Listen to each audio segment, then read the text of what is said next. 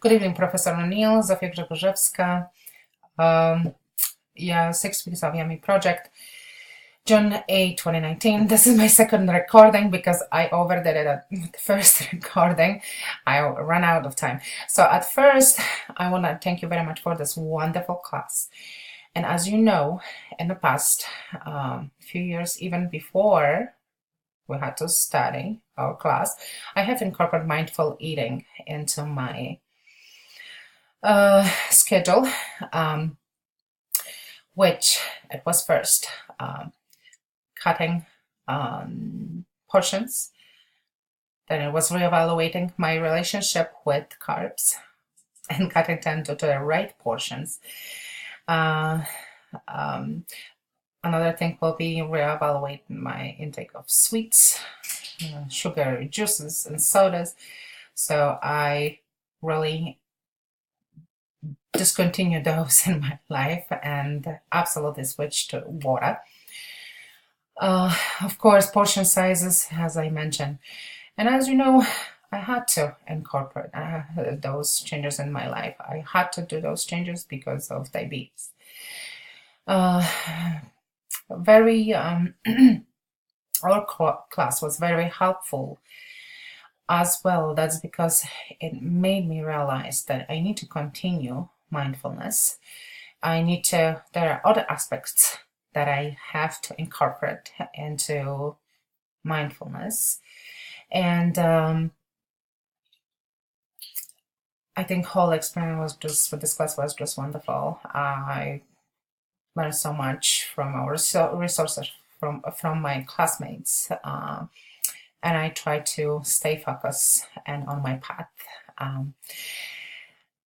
Main quote that really is gonna stick with me will be from Jen Chosen Baez and from her book Mindful Eating, which is, of course, mindfulness is deliberately paying attention, being fully aware what's inside ourselves and what's outside ourselves in our environment.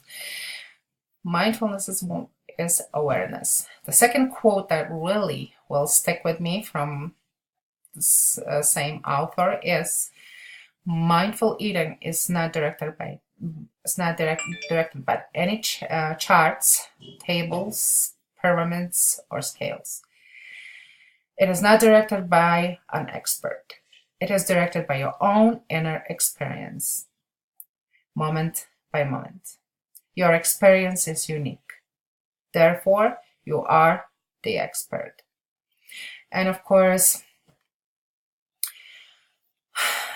I think it's just great to read those quotes, and I hope I can continue with my mindfulness. Other aspect that we have to focus on are recognizing and make a difference between hunger and thirst. So we know that hunger and thirst are controlled by the same brain centers, and when we are hungry, we usually have typical growling in our stomach, like there is some angry beast sitting there signaling us that we need to get something in. If it comes to thirst, well, of course, it's the dryness of mouth, which is a good signal to us to get hydrated. So we can focus on those two signals, and this will give us this difference between being hungry and being thirsty. Excuse me.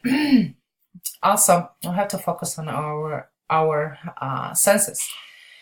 Our senses are deceitful and they will work against us. Our eyes will work against us when they see a wonderful piece of cake or pastry. Our nose, our ears signal us of smell and cooking noises, like sizzling noises. Our mouth are going to start watering.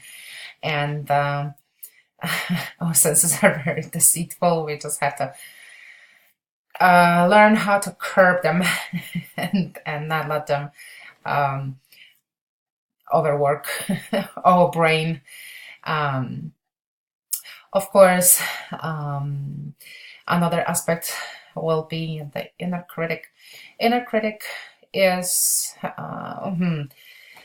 working all the time, I guess. And if we overeat, the inner critic will critic us for this. Inner critic sometimes will push us to be perfect, and nobody's perfect, and nobody's perfect, and um, the inner critic will work us to the point until it's satisfied sometimes. But we can timid our inner critic by being kind to ourselves. And kindness is something that I need to focus on. I need to pay more attention to. Um, Inner critic will just fight. I will have this fight on my head sometimes, really to the mattresses. But I need to, yes, become more to become more kind to myself and timid this inner critic that is working all the time. How we can do this? Well, being again mindful. I mean, give ourselves time to really pampering ourselves, maybe massages or any other forms of meditations like yoga, or and there's options are endless here, I think, as well. Um, Also, we can be very kind to ourselves and not to let this inner critic us too much. Focus on our well-being. And I found really a relevant article here in Washington Post. Article title is "Be Kinder to Yourself." Research shows it can make you healthier. And very important quote from this article is, quote, "Self-compassion can increase motivation to change."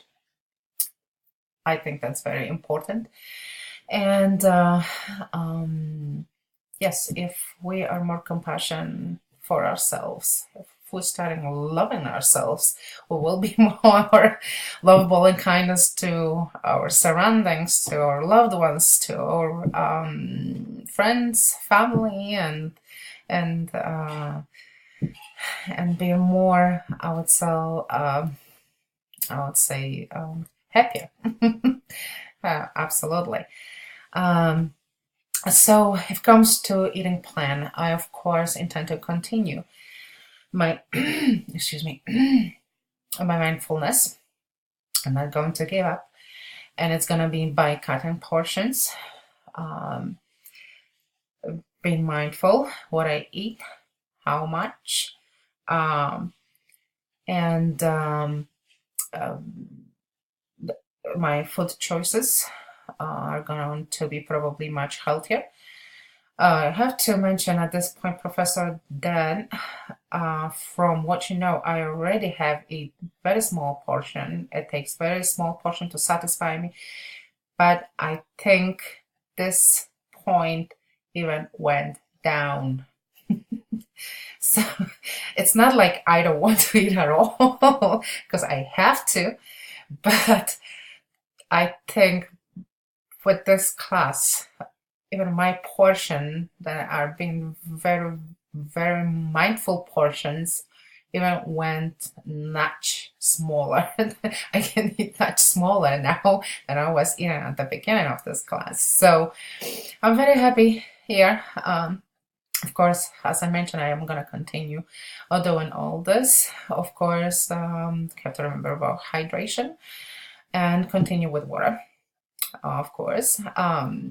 Besides this, I'm going to try to incorporate kindness into my life. I'm going to try to I'm sorry, the screen went dark. I'm gonna try to incorporate physical activities like walking, which is very important. I can't even stress importance of just walking. It is, that relaxes you, and it's wonderful form of activity.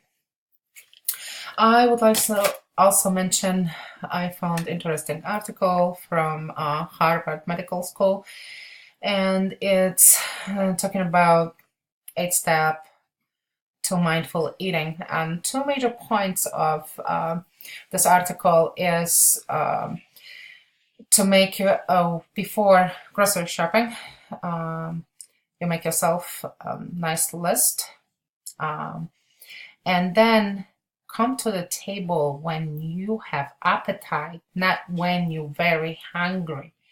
I think that's a great point over here of this article. It says exactly, come to the table when you have appetite, but not when you are very hungry, which makes sense, really. So I really want to say thank you for this class, Professor. I hope I incorporate all of the points today.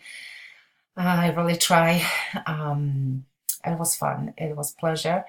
And I'm going to continue with my eating plan, with my plan for exercises, and be more kind to myself. So thank you very much. Good night, Professor.